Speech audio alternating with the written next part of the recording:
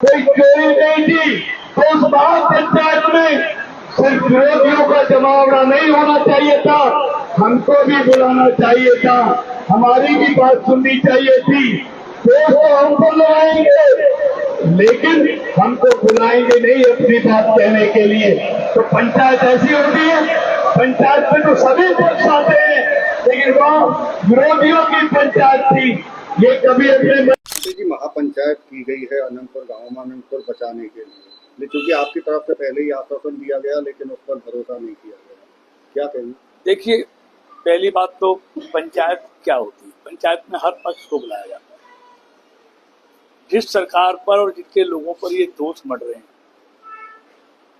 पंचायत में दोनों पक्षों को बुलाया जाता है।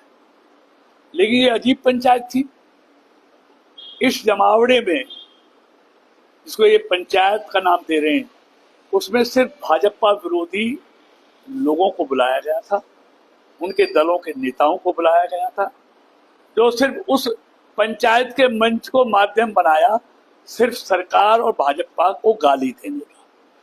इन्होंने गांव की भलाई के लिए नहीं, गांव की भलाई चाहते तो उस पंचायत में यहाँ के भी चुने हुए लोगों को बुलाते, भारतीय जनता पार्टी उसके सहयोगी दलों के नेताओं को भी बुलाते, तब मंच से सही तस्वीर उभर के आती कि इसका दोषी कौन है, ये पाप करने वाला कौन है।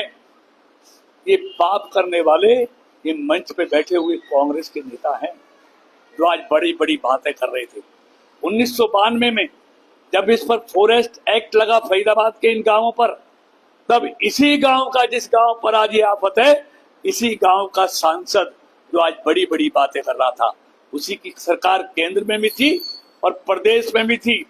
और जो पंचायत आयोजित कर रहे हैं, उनके पिताश्री उस समय भी मंत्री थे, 92 में भी उन्हीं की सरकार केंद्र में भी थी और प्रदेश में भी थी। 2013 में जब इस फॉरेस्ट एरिया को बढ़ाया गया, तब भी सांसद इसी गांव का था, सरकार दिल्ली और प्रदेश में इन्हीं की थी, इन्हीं के प्रधानमंत्री, इन्हीं के मुख्यमंत्री थे। और ये पंचायत करने वाला का बाप 7 मंत्रालयों का मंत्री था। तब इनको अनंतपुर की इस इलाके की याद नहीं आई? तुम क्या कर रहे हो, कितना बड़ा पाप यहाँ के किसानों की साथ कर रहे हो, उनकी मिल्कियत को आप फॉरेस्ट में दे रहे हो, फिर फॉरेस्ट एरिया को बढ़ा रहे हो। इनके मुंह से ये दोगले लोग हैं, इनकी कथनी और करनी में बहुत अंतर है।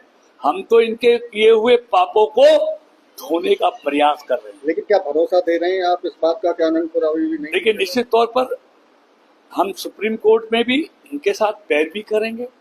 सर्वोच्च न्यायालय का फैसले का हम सम्मान करते हैं, लेकिन हम न्याय मांगते हैं।